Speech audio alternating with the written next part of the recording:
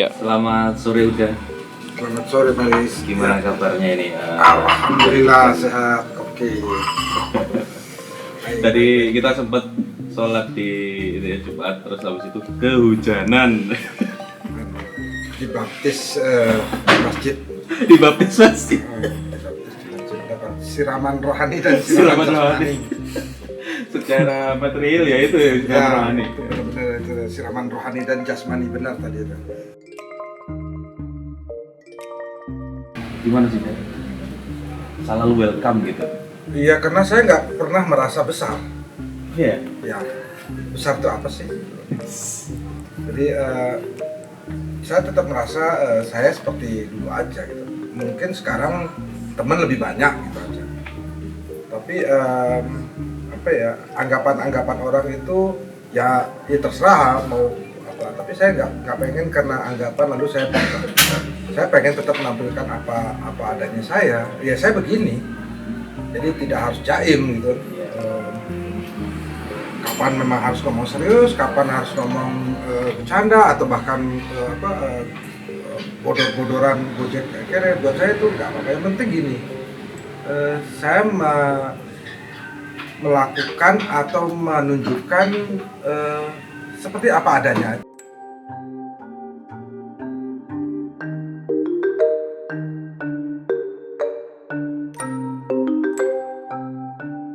Ya pasti mungkin ada lah ya, kepribadian itu pasti terbentuk oleh kultur yang tumbuh di sekitarnya. Ya kalau kami orang Minang itu kan memang terbiasa terbuka gitu. Jadi secara pergaulan itu apa adanya aja gitu. Jadi menampilkan apa adanya sebagian besar, walaupun mungkin nanti ada yang memang di kalangan manapun pasti ada lah kasus-kasus. Tapi secara umum di Minang itu memang egaliter gitu. Jadi memang secara kultural kita itu tidak ada kultusan. Jadi seseorang itu lebih tinggi atau apa, dinilai itu bukan karena posisi. Misalnya di Minang itu ada istilah begini, didahulukan serantiang, ditinggikan serantiang, didahulukan selangkah. Kalau diterjemahkan atau ditranslate ke bahasa Indonesianya, ditinggikan satu ranting, didahulukan satu langkah. Berarti kan itu sebenarnya jaraknya nggak jauh. Untuk orang-orang yang mungkin punya kelebihan atau tertentu. Jadi tidak tinggi-tinggi benar, tidak jauh-jauh benar. Jadi apa maksudnya? Kalaupun ada apa-apa nanti gampang gitu. Saya kalau betul ranting ya, nanti kalau misalnya dia lupa daratan ditarik. Kalau cuma selangkah bisa lebih. Maka biasa. Jadi itu. Terus kedua mungkin maksudnya juga orang itu dinilai karena memang kapasitasnya, bukan karena hartanya atau keturunannya atau gelar-gelar macam-macam. Ini memang karena kapasitas intelektualnya, ilmunya. Jadi ketika kamu nanti mungkin dapat posisi lebih dulu selangkah atau lebih tinggi seranting itu karena itu. Oke. Nah, itu udah di keluarga 9 bersaudara ya? Ya, 9. Saya nomor 8. Nomor 8? Betul. Oke. Dan yang jadi seniman udah sendiri atau yang lain? Saya sendiri. Ya. Saya sendiri. Yang jadi seniman. Tapi kalau yang berjiwa seni sih sebenarnya banyak. Maksudnya, tapi mereka tidak lalu tertarik menekuni. Ada yang senang musik, ada yang senang nyanyi, ada yang senang nulis. Tapi rata-rata akhirnya seperti keluarga Minang umumnya kalau merantau ya jadi pedagang. Yeah. Cita-cita saya awal-awal dulu tuh malah pengen jadi penulis, penyair, gitu. Yeah. Tapi malah ketemu jadi penulis. Tapi ada cita-cita dari kecil mungkin yang dulu misalnya cita-cita mainstream gitu, misalnya jadi dokter, dari apa, dari insinyur apa? Enggak ya. Dari kecil memang. Dari kecil memang saya seneng gambar. Ya kalau misal ditanya, kalau anak-anak SD dulu mau jadi apa? Jadi guru, jadi dokter, jadi insinyur, itu biasa. Cuman nggak pernah kepikiran bahwa itu benar-benar saya ingin. Dulu malah nggak ada cita-cita, pokoknya ya mengalir gitu aja. Saya baru menyadari pengen jadi seniman, atau bukan seniman, pengen jadi pelukis itu waktu kelas 5 SD. 5 SD? Ya, 5 SD, kelas 6. Terus masuk SMP, kebetulan itu ada teman yang pintar gambar juga, ternyata ayahnya itu seniman. Terus dari beliau lah saya tahu ada sekolahan sendiri. Ya, yang akhirnya mengantarkan Uda ke Jogja gitu Iya, ya. betul. Oke. Nah, udah kalau ngomongnya ngobrolin soal keluarga nih ya. Udah pastinya sibuk ya, maksudnya dalam arti rutinitas dan segala macam. Betul. Nah, ini pastinya ada pola-pola pendidikan dari Uda yang ditularkan ke Putra Putri. Iya. Satu tentu gini. Acuan pertama tentu pola hidup atau pola pendidikan yang diberikan orang tua. Nah, bagaimana orang tua kita dulu mendidik kita gitu. Saya mengevaluasi mana yang memang bagus dari didikan orang tua, mana yang menurut saya tidak efektif. Karena gini, saya itu orang modern. Orang tua saya orang tua kok. Ya, misalnya saya nggak ngaji, saya di rotan. Nah, tentu untuk zaman sekarang itu tidak pas lagi. Saya cari bagaimana cara pendekatan yang lain gitu. Karena mungkin dengan dunia seni itu kan dunia yang lebih terbuka, imajinatif. Saya mencoba cara-cara yang mungkin lebih bersahabat. Saya dari awal tuh menganggap anak itu bukan selalu itu semacam kayak bawahan. Bahkan saya dengan sadar kadang mengakui, kadang saya banyak belajar juga dengan mereka itu, dari anak-anak bagaimana kejernihan mereka berpikir. Tapi kan tetap sebagai orang tua itu mereka juga pengen ada role modelnya. Ya, saya memperlakukan mereka itu kadang seperti teman. Ya suatu saat juga harus menunjukkan bahwa kita orang tua itu, karena mereka masih hidup dengan kita.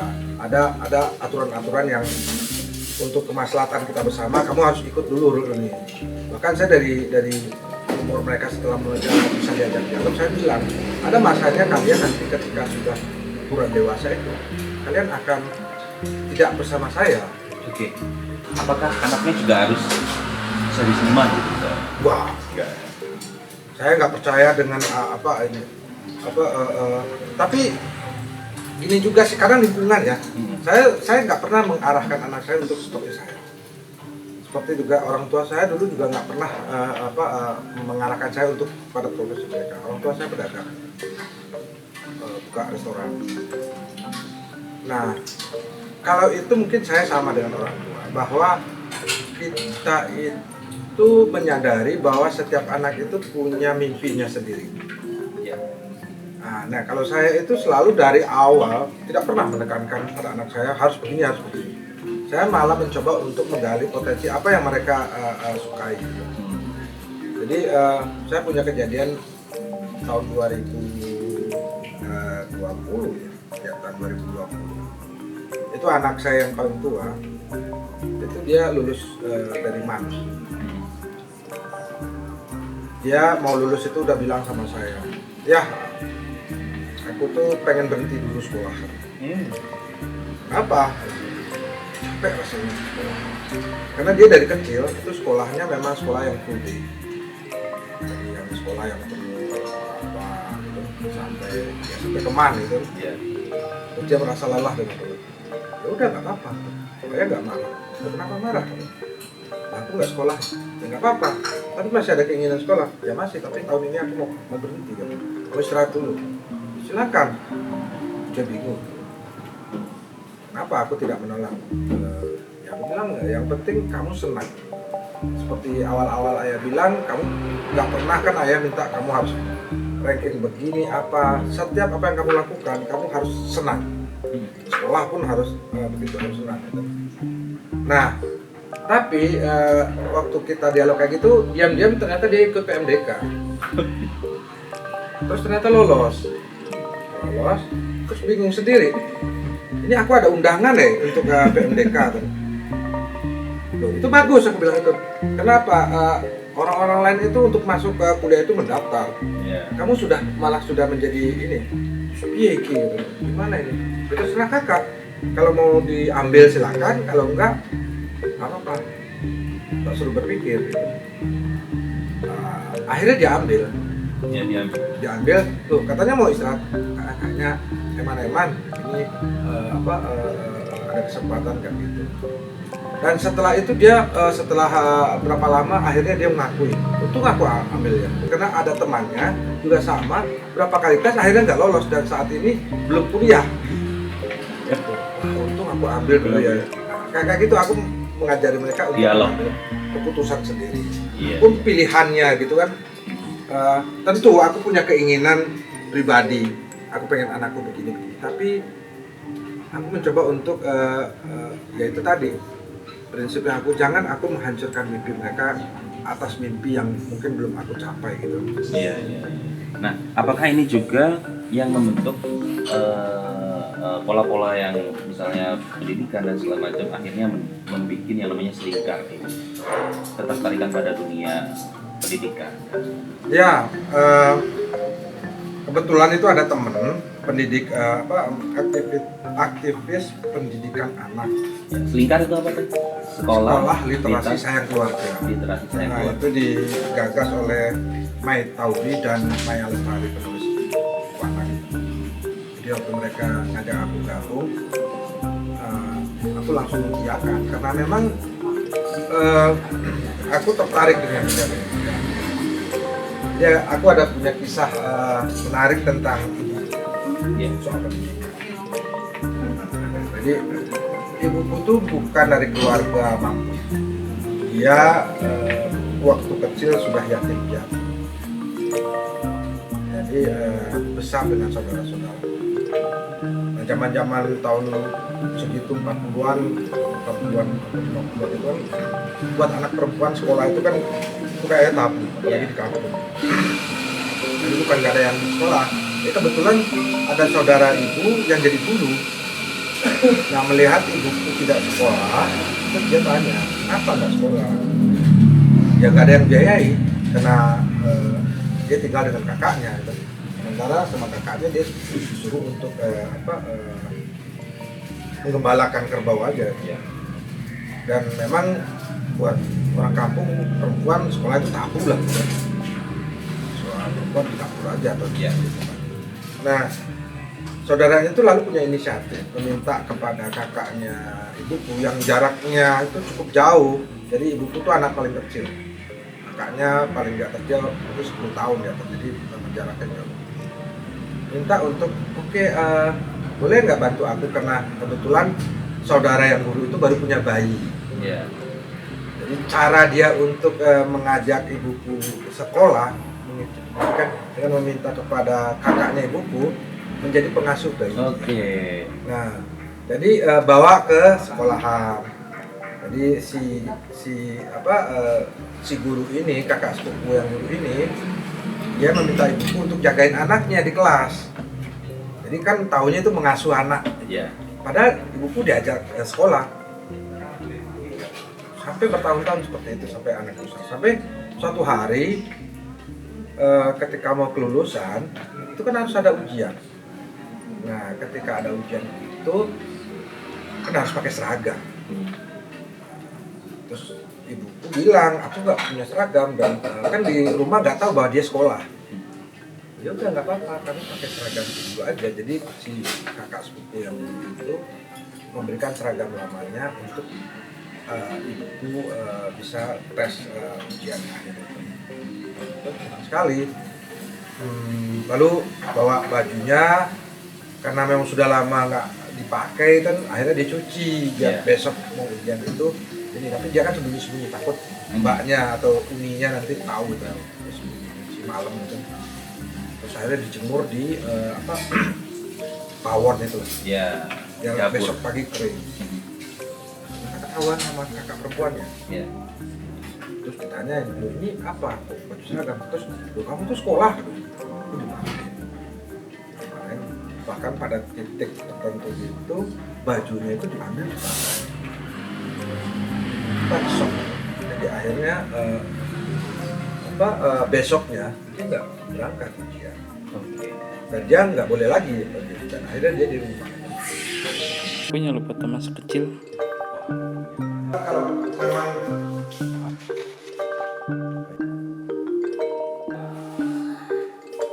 aku dapat cerita dari ibu kayak gitu, akhirnya kepikiran bagaimana meneruskan cita-cita ibu. Iya. Karena ibu bilang begini, itu kamu tahu nggak guru musik itu dulu satu angkatan. Oke. Yang jadi guru-guru Iya. waktu SD atau apa, dia barengan dia. Jadi kalau seandainya ibuku dulu jadi, mungkin sekarang ibuku jadi guru. Tapi karena memang nasib begitu akhirnya. Nah itu aku merasakan bahwa ibu ketika aku selesai SMSR kan aku mau berhenti, aku mau bekerja. Ibuku bilang kalau bisa nggak dilanjutin. Oke. Maksudnya gimana? Ya aku pengen salah satu anak itu ada yang sarjana. Iya. Gitu. Akhirnya di antara 9 anak aku yang sarjana. Sarjana. Dan aku bisa waktu wisuda itu ibu nangis bukan karena lihat aku, tapi mungkin dia teringat dia. Iya. Berjuang. Nah, sejak itu aku kepikiran tentang penting pendidikan, membantu Iya. anak-anak yang dulu pernah mengalami kasus seperti itu. Ya aku ada beberapa anak yang aku support untuk Iya. sekolah. Oke. Itu lebih ke seni atau lebih ke bagaimana? Ya, kebanyakan seni. Ada 1-2 yang pernah dulu aku sekolahkan, nggak ada kaitannya dengan seni,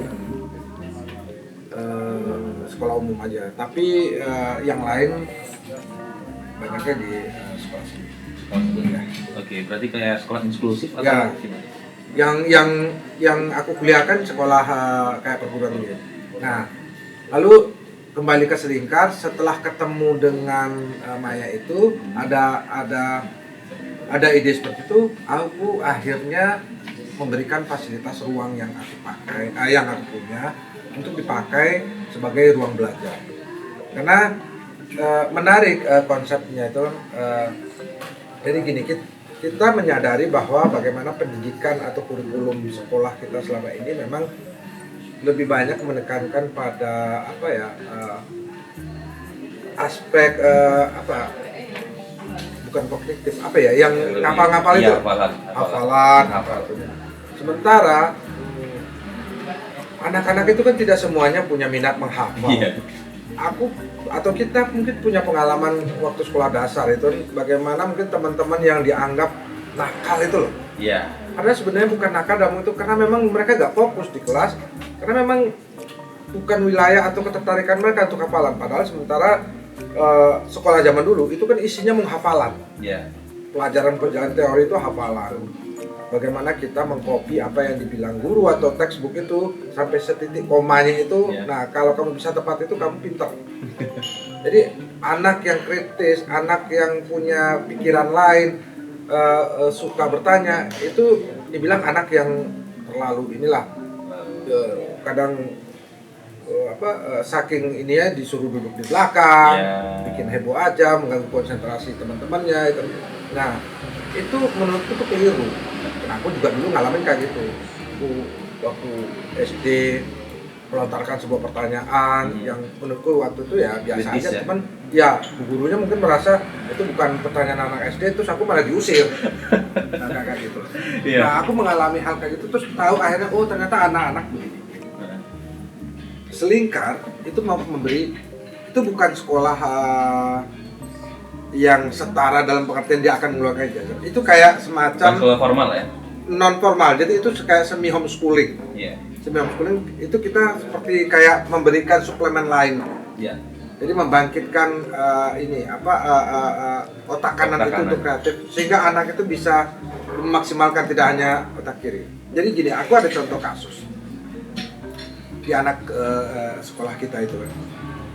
Anak itu sebelum sekolah di tempat kita itu kan memang anak yang hiperaktif. Iya. Ya sampai guru-guru bilang ini anak ini ada kelainan atau apa gitu. Nah tapi setelah dengan kita, baru aku sadar mungkin secara psikologis gitu, karena kita juga belajar latar belakang anak itu dari mana, dari keluarga seperti apa gitu. Nah, memang dia dari keluarga yang kalau secara ekonomi sih berkecukupan, Iya. tapi kesibukan orang tua akhirnya mungkin mengurangi perhatian. Iya.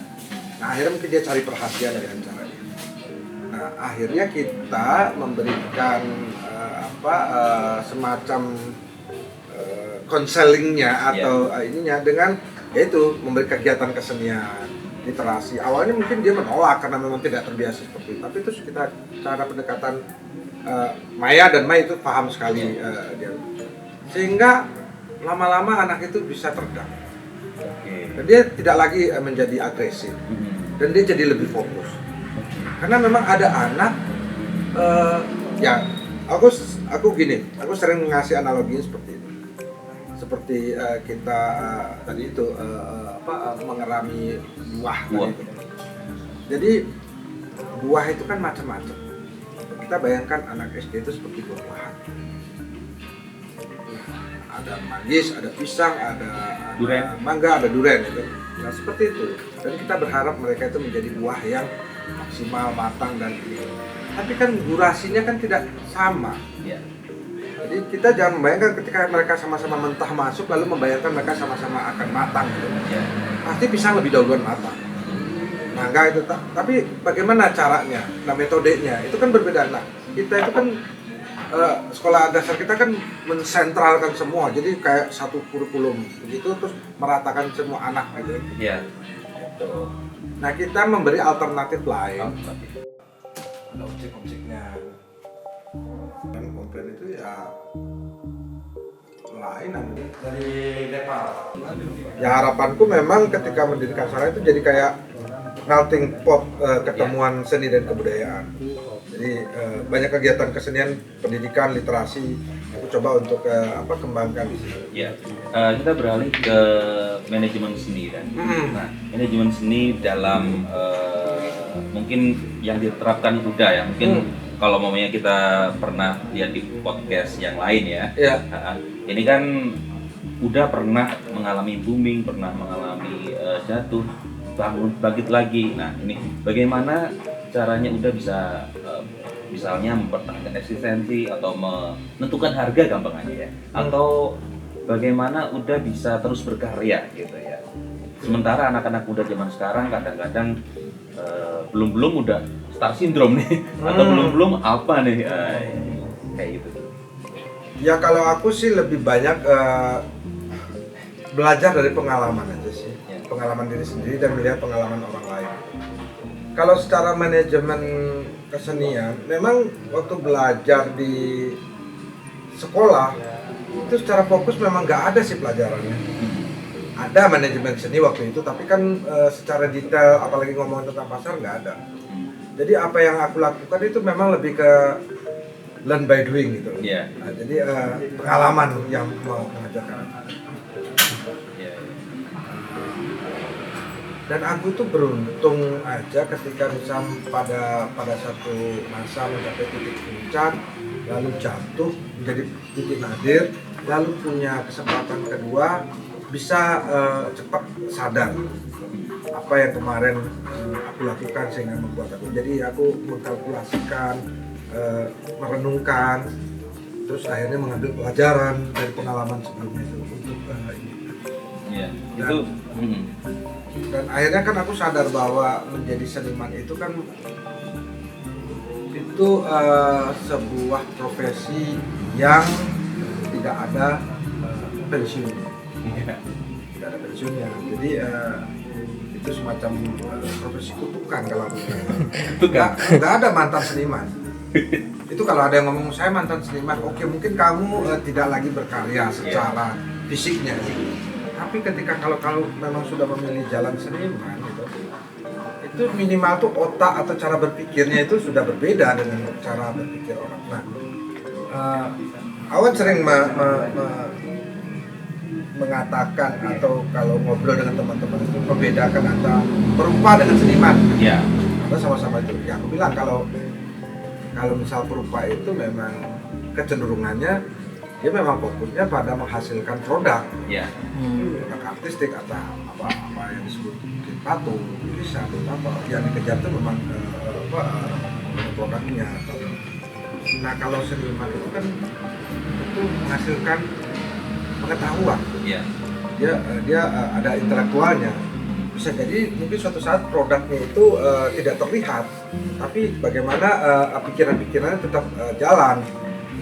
Bisa jadi itu pikirannya atau bukan salah, tapi kalau aku melihatnya seperti itu. Jadi seniman itu tidak akan berhenti, walaupun mungkin pada suatu masa dia tidak bisa lagi secara fisik dia sendiri berkarya.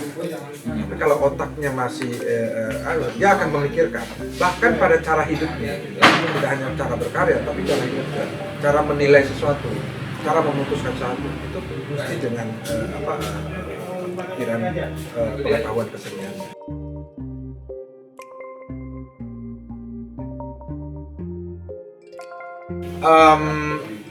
Apa ya, bukan kata tepatnya, bukan keresahan. Apa tuh?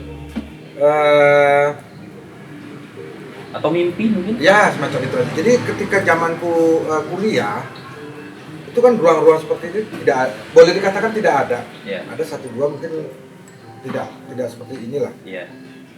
Dulu ruangan itu benar-benar ruangan formal yang dimiliki oleh lembaga-lembaga. Gitu. Yeah. Ada Purna Budaya, ada Bentara Budaya. Kalau ruang alternatif saat itu mungkin ada yang namanya Cemeti aja, gitu. Atau Kedai Kebun. Dan itu seniman kan banyak sekali. Kadang-kadang untuk ruang-ruang seperti itu kan kita antrinya lama sekali. Nah, aku memang ada keinginan pada suatu saat pengen bikin ruang. Tapi seiring dengan waktu, ternyata lebih dari itu yang pengen bukan hanya ruang pajak. Yeah. Nah, yang paling esensi itu ternyata melihat itu adalah ruang dialog, ruang berproses. Kalau ruang pajang sekarang ternyata sudah banyak di mana-mana. Teman-teman sendiri kan sudah punya studio. Sekitar sini aja banyak sekali. Banyak sekali gitu. Nah, tapi ruang tempat berdialog, tempat berproses, beradu gagasan, mengeluarkan opini, itu boleh dikatakan yang betul-betul fokus itu tidak ada. Nah, aku kebetulan punya kesempatan, dapat keberuntungan bisa keluar melihat ruang-ruang seperti di sana, dan baik itu di Eropa maupun di Amerika atau di Australia. Terus akhirnya punya pengen deh suatu saat kalau misalnya uang dari kesenian, pengen bikin ruang yang bisa teman-teman dari lintas apapun bisa berkumpul, beradu gagasan, berbagi informasi, atau sekedar ngobrol ngopi kayak gitu. Bangunan ini dimulai tahun 2012, tapi kalau gagasan sarang itu udah 2009 ya. Nah, itu sebelum atau setelah ketika jenengan ada titik balik? Setelah itu. Jadi pasti akan bicara tentang booming seni rupa yang pernah aku alami. Jadi ada booming seni rupa itu kan ada 3 kali. Tahun 80-an, sekitar 87-an itu booming pertama. Bagaimana pasar seni rupa, terutama seni lukis itu mulai parah. Orang mulai tertarik mengkoleksi karya dan berani membeli mahal. Sebelumnya sih ada, cuman tidak semarak seperti tahun-tahun itu. Dulu ada Avandi, apa itu memang pelukis-pelukis top aja gitu. Tapi tahun 87-an, 80-an akhir itu sampai 90-an itu orang mulai mengkoleksi. Lalu tahun 95-6 itu sebelum reformasi itu juga lalu ada second atau booming kedua. Ketika booming pasar itu lebih karena resesi mungkin ya. Ada kebingungan orang bagaimana krisis moneter, akhirnya ada beberapa orang yang pengen menanam uangnya akhirnya ke seni. Dan itu aku mengalami gitu. Lalu ada booming ketiga tahun 2004 sama 2008. Itu puncak-puncaknya ketika ada auction house, galeri atau apa itu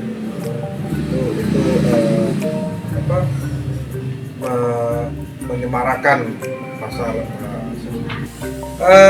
Waktu masuk isi kan nggak kepikiran pengen jadi kaya, pengen apa. Dulu kan tahun-tahun segitu tuh masuk sekolah seni ya karena memang senang aja. Bahwa nanti bisa hidup apa itu ya ada keyakinan, tapi tidak membayangkan ada situasi kamu nanti akan jadi kaya raya. Karena akan menjadi seperti Avandi atau Basuki itu rasanya itu berat lah perjuangan itu. Ya udah bisa makan misalnya udah oke.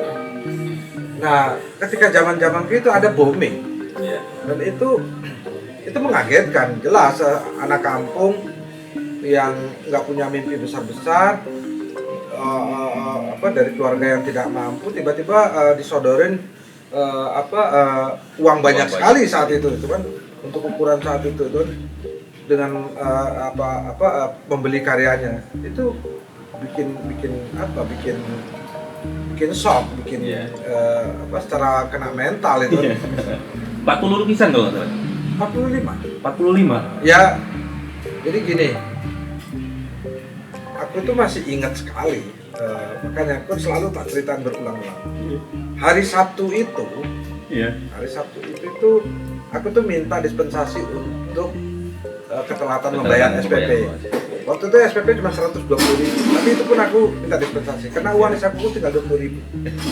Nasi telur waktu itu berapa udah? Apa? Nasi telur waktu itu masih 400. Saya gudang garam itu 450. Zaman Soeharto, KBKB murah. KBKB murah. Swasembada pangan. Iya, swasembada nyawa tuh. Jadi 20.000 di sakuku. Yeah. Dan aku sudah tidak dapat kiriman orang tua kemana-mana. Aku tahu biaya sekolah seni itu mahal. Yeah. Walaupun orang tua aku punya usaha, kalau ada mereka kasih aku terima, kalau enggak aku nggak meminta. Yeah. Nah, hari Sabtu itu aku ke kampus minta dispensasi dan aku dikasih dispensasi oleh kampus 1 minggu. Dan tiba-tiba pulang-pulang ada orang datang ke studio.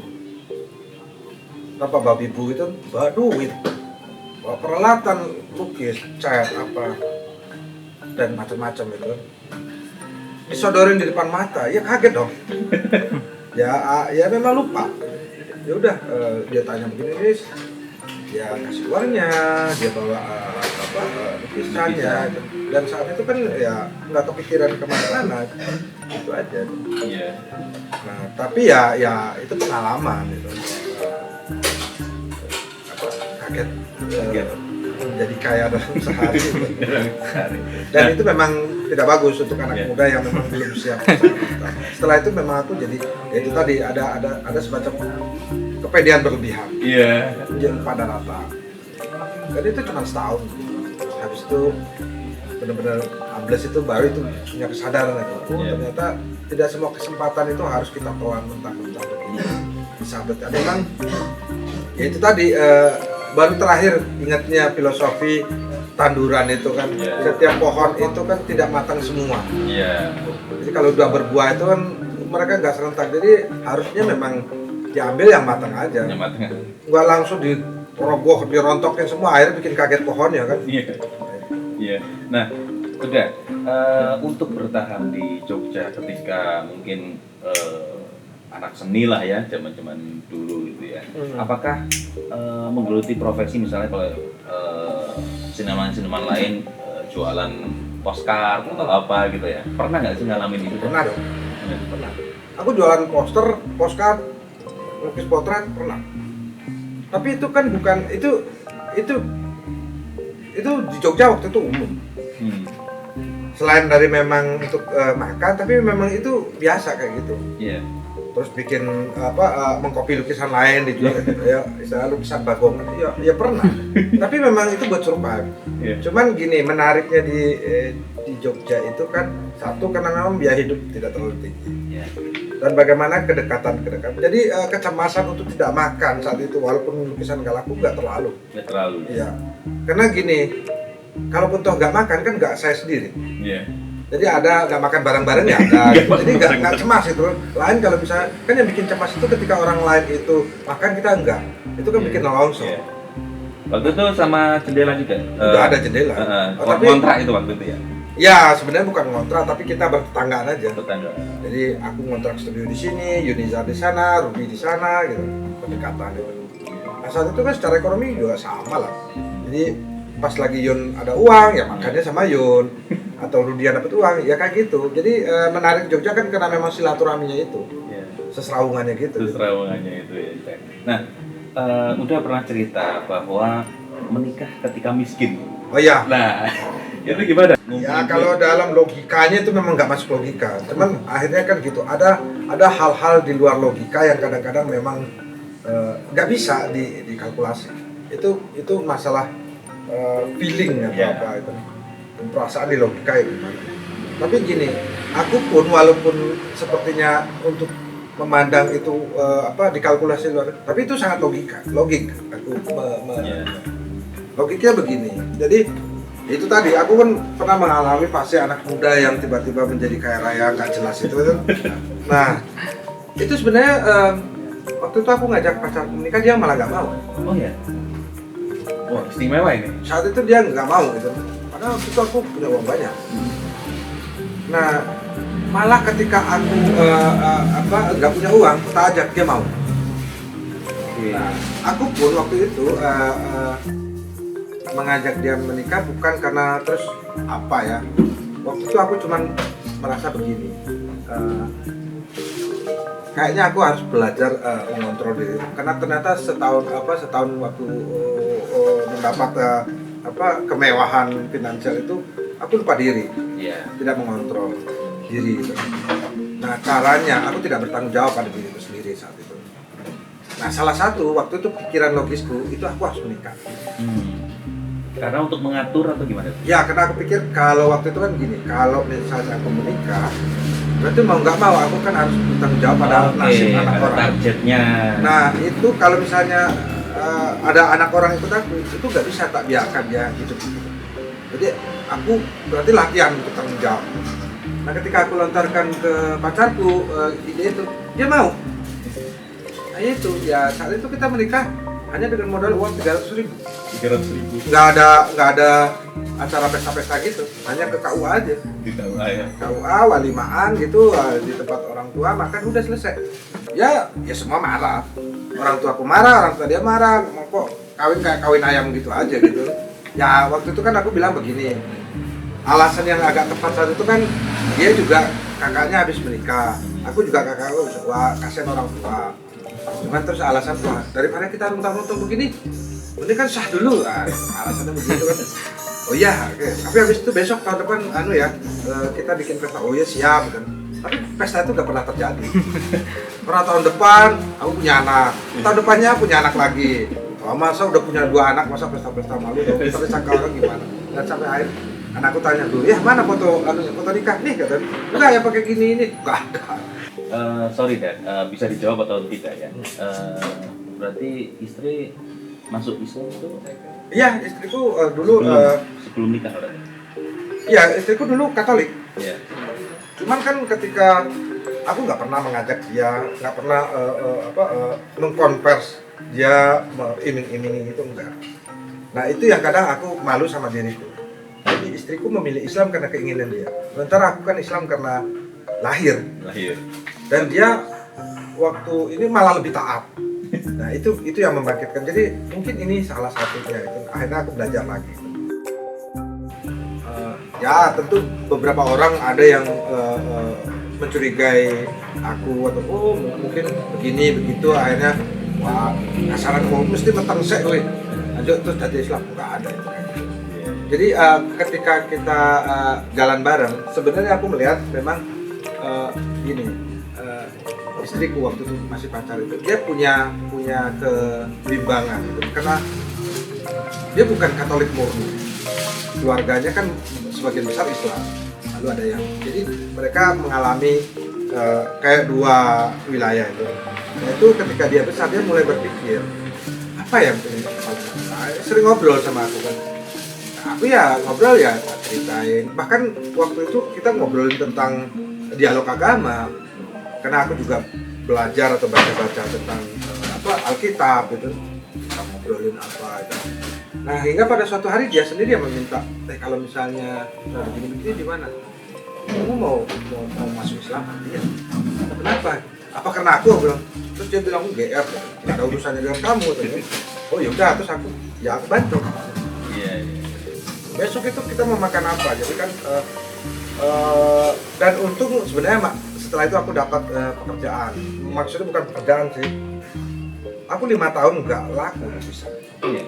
Aku tetap melukis. Cuman ada dapat kenalan sama Mas Buldan yang Iya. tentang budaya itu. Tentang budaya. Jadi aku dapat orderan bikin cover. Ya itu yang ya dari itu aja. Nah kalau dapat uang itu besok apalagi masa setiap hari minta ke Buldan untuk bikinin cover. Iya. Ya memang mengalir begitu aja. Ratusan cover ya berarti yang sudah. Ya mungkin ada buku lebih, itu ya. lebih 100-an. Oke. Berarti lukisan terus di convert ke cover berarti kan sangat kecil dong berarti. Sorry. Oh ada yang lukisannya besar difoto terus nanti diperkecil ininya. Ada yang khusus aku bikinkan, misal setelah dia beri aku teks itu. Nah itu menariknya aku mau kayak gitu itu. Bukan hanya karena ada uang, tapi ada semacam itu juga akhirnya aku kan banyak belajar karena teks-teks yang dia berikan itu kan tak baca. Nah itu juga membuat banyak ide untuk lukisan lain. Iya. Kalau mau main ngobrolin soal teks ya, banyak lukisan Uda yang berkutat dengan teks. Ya. Nah, ini apakah memang dari perjalanan Uda dengan dunia literasi atau bagaimana? Atau memang dari jendela itu kan kalau ceritanya Pak Yansa itu kan ada sedikit obrolan atau gimana akhirnya mereka hampir-hampir berkutat pada teks semua gitu. Ya, Atau gimana? Perjalanan seni atau perjalanan literasi atau gimana? macam-macam sih latar belakang atau mungkin pemicunya. Cuman kalau misalnya boleh disimpulkan walaupun mungkin bisa tidak 100% benar.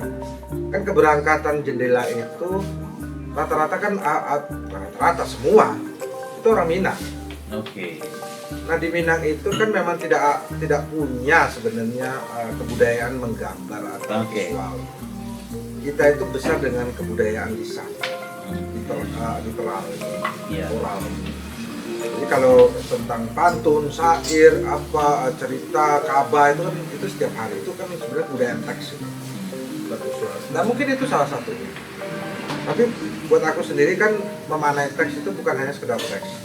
Kadang-kadang teks sendiri secara kebentukannya itu kan juga bentuknya artistik, estetik. Bagaimana misalnya begini, kok bisa orang Cina lahir teksnya seperti itu, berbeda dengan Arabik, berbeda dengan Sanskrit.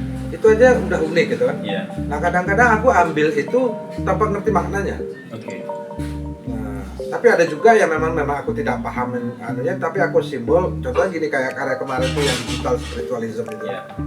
Itu kan seolah-olah tulisan Arab, seperti teks Arab kaligrafi ya. Tapi sebenarnya secara tekstualnya sebagian besar itu nggak ada makna. Yang itu sempat diobrolin sama Habib Hussein. Betul. Itu hanya 1-2 yang kalau aku ingat, oh iya ini ada ini artinya ini. Terus, tapi yang lainnya itu benar-benar near makna. Kalau maunya boleh dinominalkan, itu karya yang paling tinggi itu pernah udah sampai nggak usah disebutin ininya ya, gamblangnya ya, berapaan digit tuh? Ya mungkin bisa dicek di Itu ya.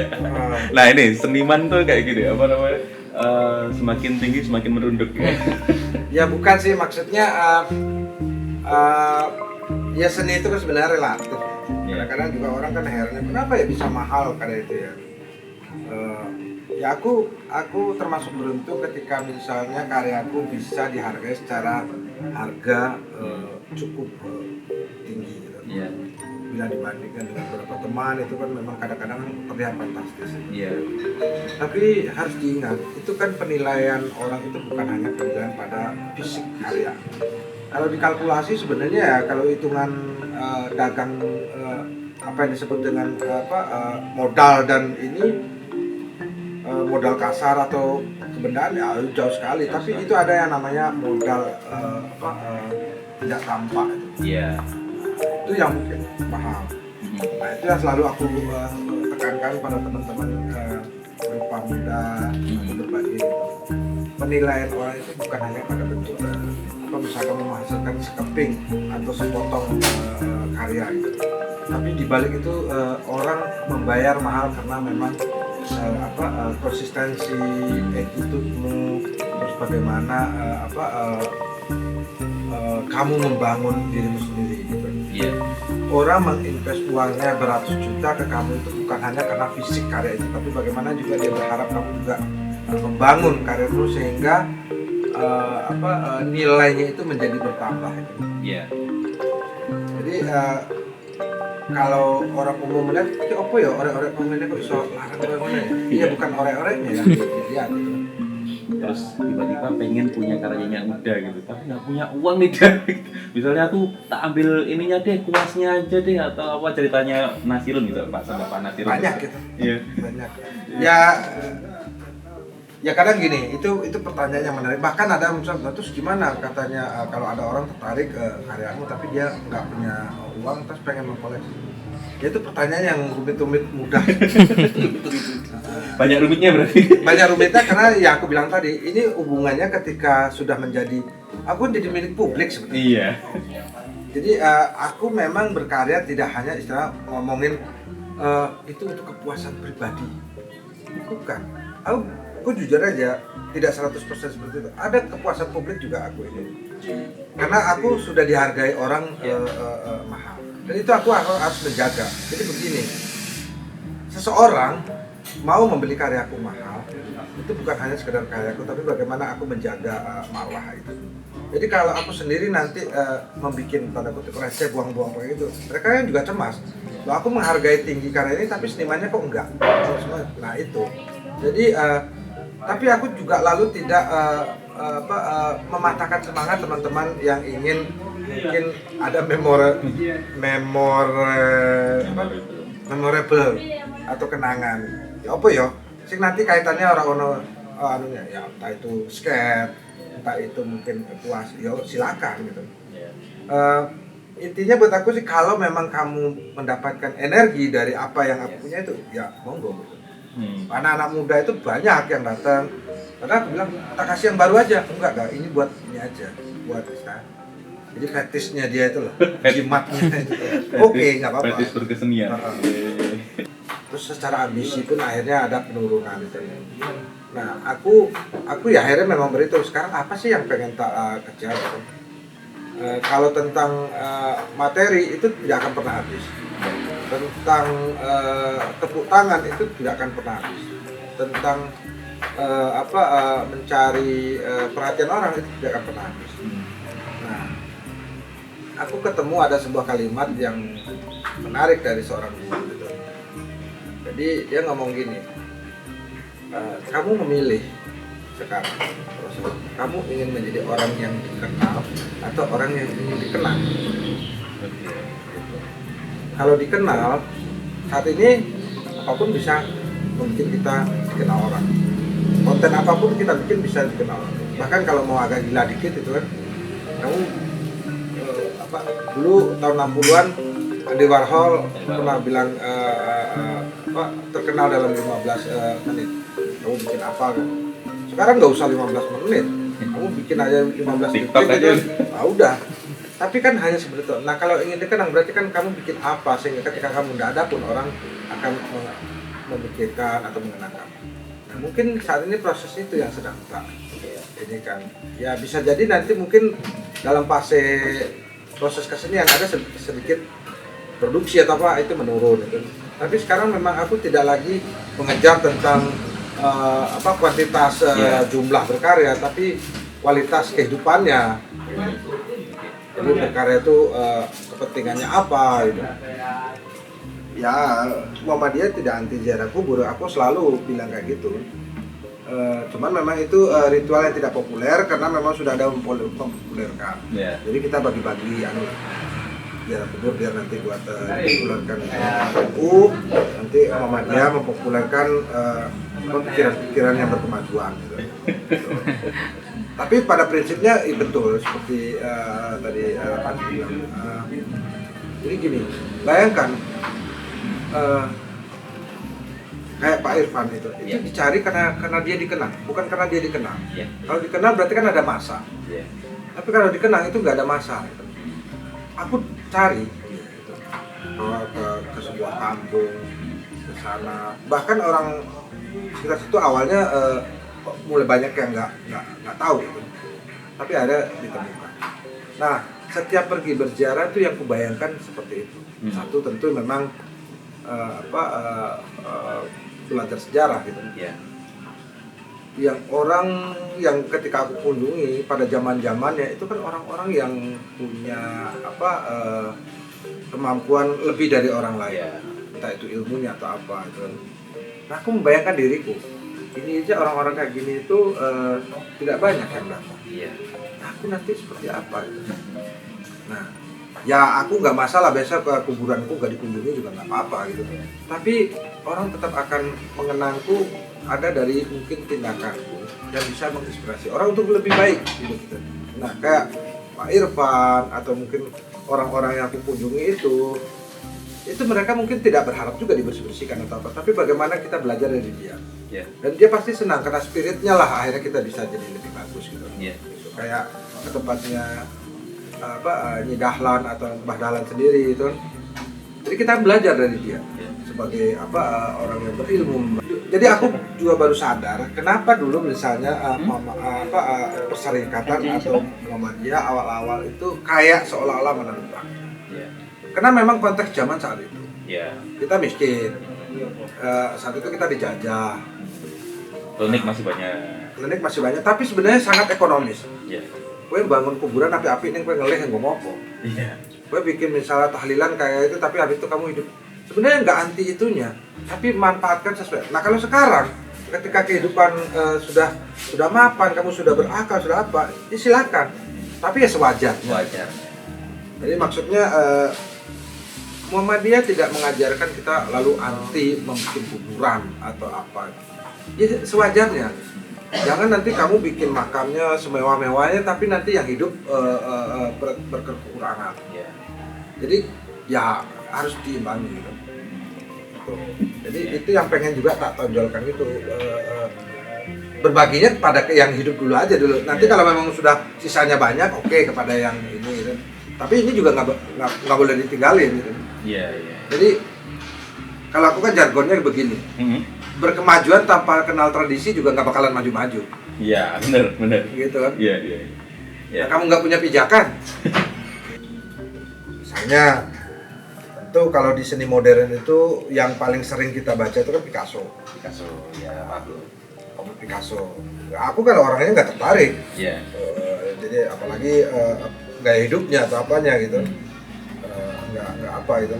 Tapi bagaimana dia memanage dirinya untuk menjadi seniman, bagaimana survive-nya itu patut kita pelajari. Jadi cara dia mengatur jenjang karirnya tuh. Begitu juga dengan Andy Warhol, bagaimana dia meng-create proses kreatifnya. Kalau pola hidupnya aku nggak tertarik.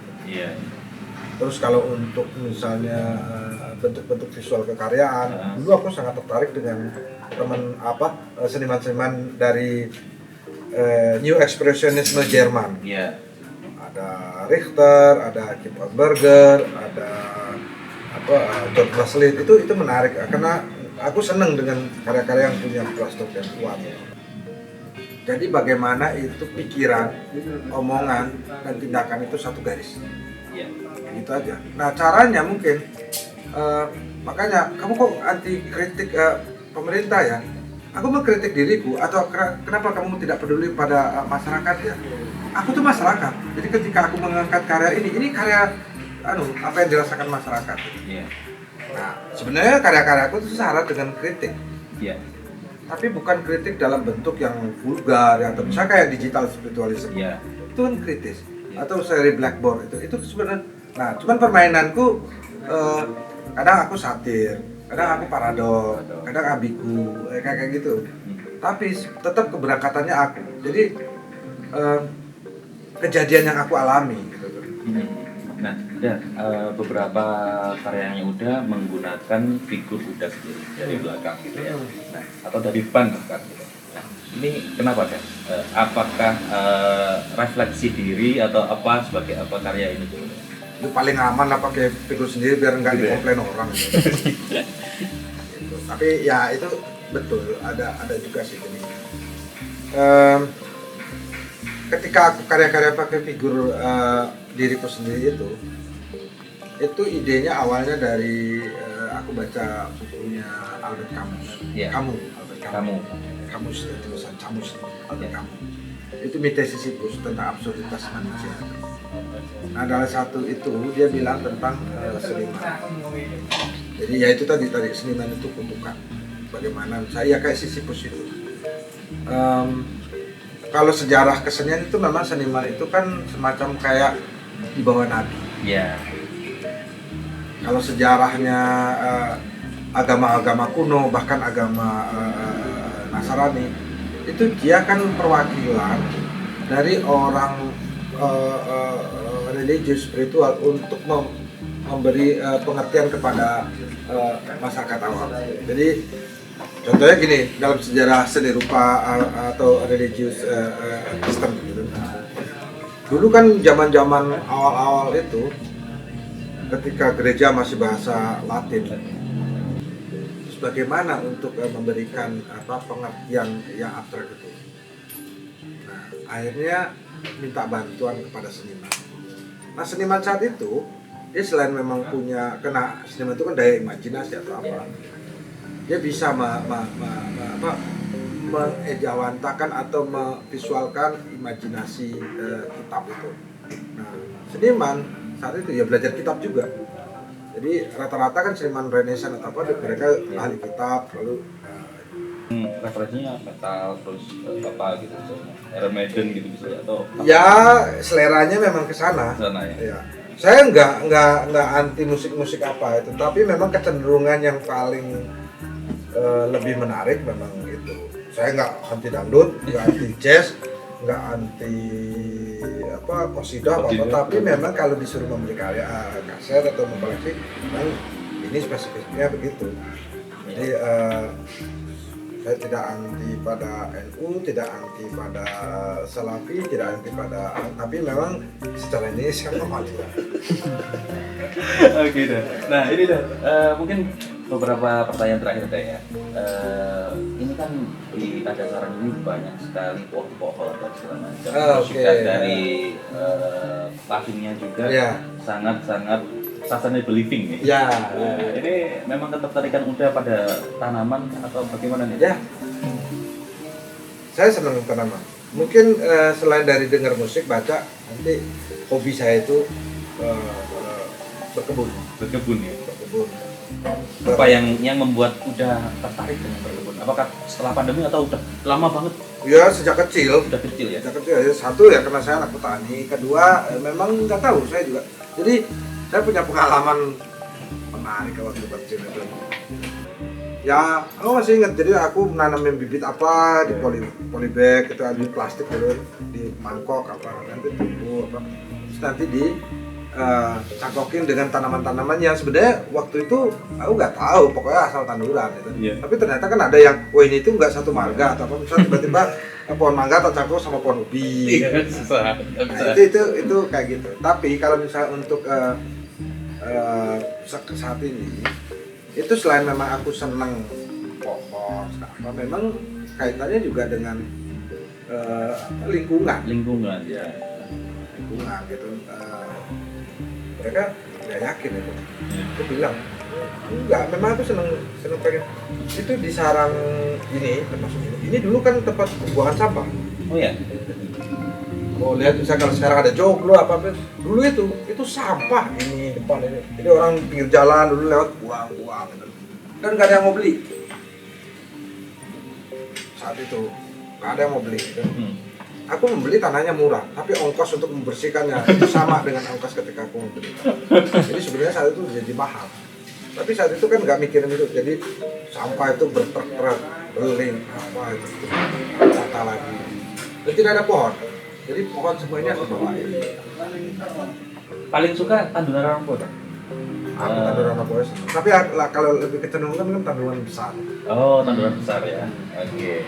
Nggak suka mencangkok berarti. Nggak suka membonsai gitu. Enggak, aku paling anti bonsai. Anti bonsai. Mengkerdilkan. Ya, mungkin beberapa orang punya alasan estetik apa, tapi buat aku itu jelas penyiksaan. Nyiksa banget itu. Ya teman-teman kadang-kadang sering para bonsainer itu ya aku respect kan, tapi buat aku pribadi itu nggak tega. Ya anggap aja, coba manusia juga begitu gimana?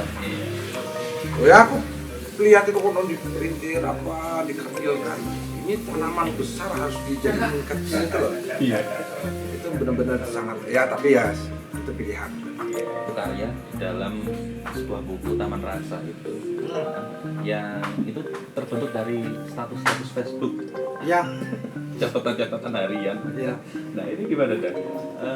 Apakah memang diseleksi agar satu pohon menjadi satu satuan buku, atau memang udah itu ada keresahan apa tentang? Nah sih itu sebenarnya itu catatan ringan aja. Jadi ya kayak tadi itu, aku dulu tuh pengen jadi penulis. Iya. Jadi aku punya kebiasaan bikin diary. Ya. Dan aku masih punya beberapa. Ya. Nah, jadi dan aku kan memang bukan penulis, jadi apa yang aku tulis, apa yang aku rasakan, aku nggak sama dengan seni rupa gitu juga. Jadi aku nggak terlalu peduli dengan kaidah penulisan itu, pokoknya, dan itu sangat privat. Jadi kan yang akan tahu aku aja. Ya. Terus ada namanya sekarang sosial media Facebook. Ya.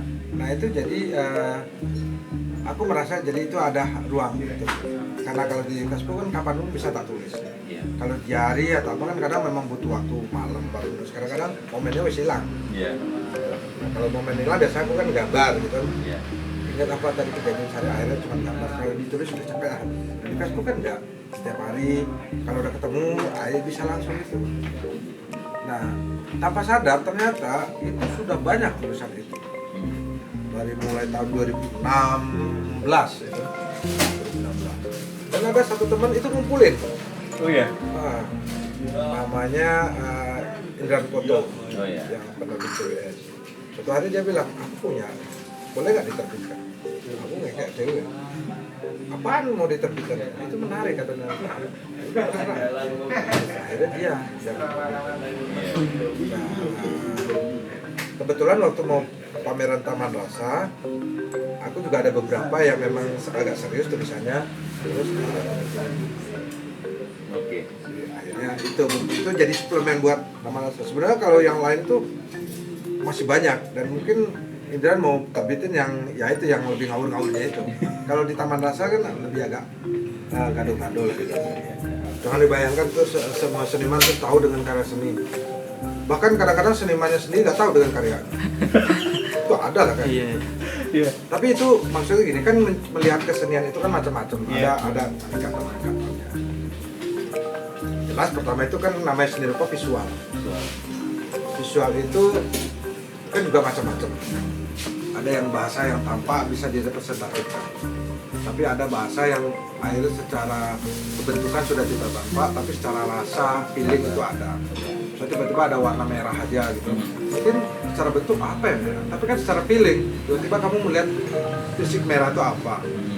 Nah, terus nanti setelah melihat teksnya apa. Jadi sebenarnya seni rupa itu kan satu, itu kan merangsang ingatan. Iya. Kayak aku bilang, seni rupa yang berhasil itu kan tidak setiap semua seni rupa itu efeknya sama kepada setiap orang. Karena setiap orang itu punya ingatan atau ada berbeda-beda. Sebuah karya yang menurut si A itu bagus, belum tentu bagus. Iya. Itu ada kriterianya bagus. Dan ini kan ada bagus secara fisik, ada bagus secara mental. Jadi karya yang berhasil itu ya ketika ada karya yang memancing ingatan misalnya lalu menimbulkan tafsir. Oke, terima kasih dah. Sama-sama. Untuk malam hari ini, sore hari ini, obrolan sangat menarik. Ya.